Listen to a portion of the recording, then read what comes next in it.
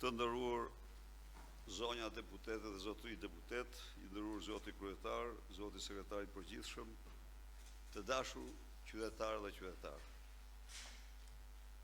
Mbledhemi sot në këtë mbledhje jashtëradhe apo të jashtëzakonshme të grupit parlamentar për shkak të një situate të jashtëzakonshme në të cilën ne ndodhemi, për shkak të vendosmërisë të pandalshme të narko-qeverisë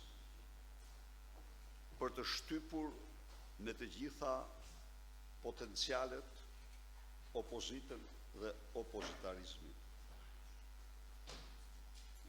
Për të ashtruar atë në një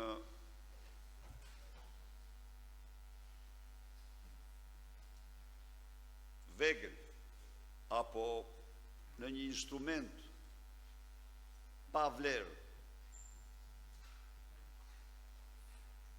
për asnjë funksion për qytetarët, mbrojtja e interesave të tyre, për t'ia mbyllur asaj gojë de facto politikisht për ta asgjësuar atë si forcë politike parlamentare.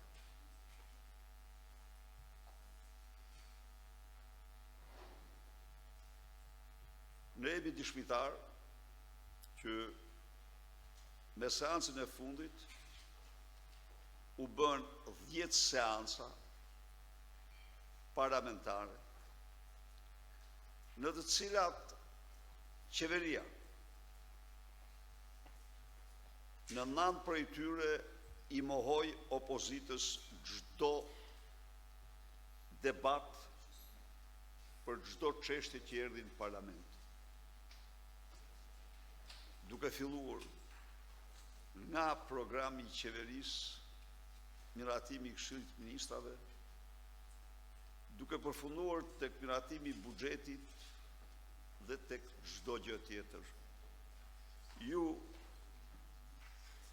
jeni dëshmitar sepse në 10 seanca ka patur vetëm një seancë me debat dhe kjo ka qenë seanca në të cilën është diskutuar për institucionet e drejtësisë. Janë kaluar ligje, janë kaluar projekt vendime, janë kaluar akte normative dhe në asnjën prej tyre në mënyrë absolute nuk është lejuar opozita të debatojë, të marrë fjalën, të paraqes mendimet, të mbroj interesat e zgjedhësve të saj që kanë votuar kundër një qeverie. Si kur ndonjëherë në historinë 33 vjeçare të parlamentit pluralist. Asnjëherë tjetër. Asnjëherë tjetër, s'ka ndodhur kur. S'ka ndodhur sepse nuk mund të ndodhë si rregull. 10 seanca parlamentare ku vetëm në njërin opozita ka patur mundësi të shprehet. Dhe mos harrojmë 10 seanca parlamentare të paraprira nga qindra mbledhje komisionesh në të cilat opozita ka marrë pjesë në mënyrën më serioze. Në të cilat opozita është përkushtuar me seriozitetin më të madh për të paraqitur objeksionet, propozimet, sugjerimet për të mbrojtur interesat e qytetarëve.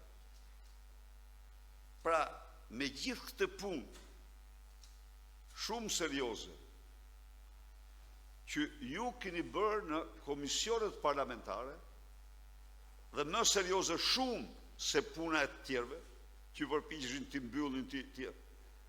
Pra, por, kur vjen puna pas komisioneve në aulën e parlamentit, në sallën e parlamentit, mbyllin,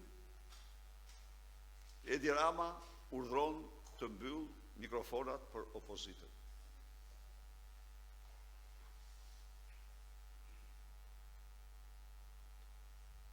Me gjithë kontrollin e jashtëzakonshëm që ka në media, kontrollon më shumë, më lehtë duket lajmet që dalin nga komisionet parlamentare.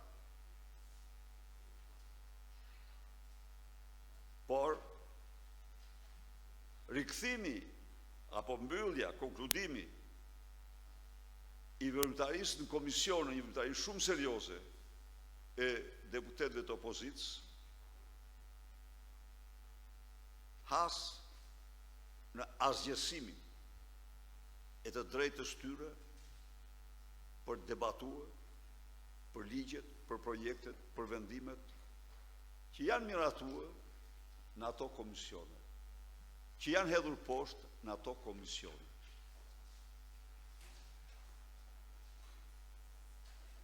Janë bërë 10 seanca në të cilat si kur në njëherë një histori. Ministrat nuk lejohet të vinë në interpelanca. Nuk vinë në interpelanca. Janë bërë 10 seanca që refuzohet çdo mocion me debat. Të drejta të sankcionuara në kushtetut këto për opozitën. Janë bërë 10 seanca. Refuzohen në mënyrë antikushtetuese të gjitha kërkesat e opozitës për komisione hetimore parlamentare. Pra, opozita privohet nga, jo vetëm nga e drejta, por nga detyra e saj themelore për të kontrolluar ekzekutivin, për të kontrolluar funksionimin ligjit, për të kontrolluar zbatimin e ligjit. Nuk mund ta kryej këtë.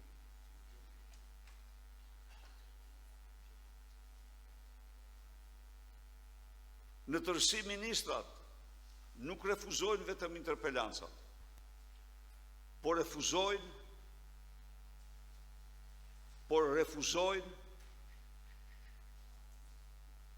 edhe paraqitjen para komisioneve.